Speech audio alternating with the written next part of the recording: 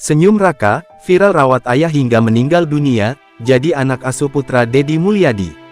Nasib baik kini mendatangi Raka Permana Putra, seorang bocah berusia 13 tahun yang ditinggal ayahnya untuk selama-lamanya setelah merawat seorang diri. Sebelumnya, kisah Raka yang terpaksa mengurus ayahnya sakit sendirian hingga meninggal dunia mendapat sorotan dari Deddy Mulyadi. Di tengah duka mendalam akibat kehilangan ayah tercinta, Raka kembali harus menghadapi cobaan berat. Keempat kakaknya tiba-tiba datang untuk merebut harta warisan peninggalan ayahnya setelah almarhum baru 5 hari dikebumikan. Mendengar cerita tersebut, Kang Deddy Mulyadi pun memberikan bantuan dengan menjadikan Raka sebagai anak asuh putranya, Maula Akbar, anggota DPRD Jawa Barat. Maula Akbar, anggota DPRD Jawa Barat yang juga suami dari seorang wakil Bupati Garut, Putri Karlina akan menjadi bapak asuh bagi.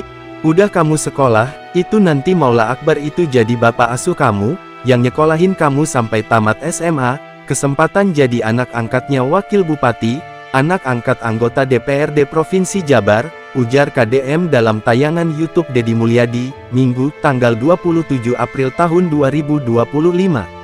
Setelah berpikir sejenak, Raka akhirnya menerima tawaran tersebut dengan penuh haru. Diketahui, Raka selama ini hanya tinggal berdua dengan sang ayahnya di sebuah kontrakan di RW 21 Desa Cilenyi Wetan, Kecamatan Cilenyi, Kabupaten Bandung. Raka pun kini harus kehilangan ayah tercinta, Asep Permana untuk selama-lama, pada Minggu tanggal 20 April tahun 2025.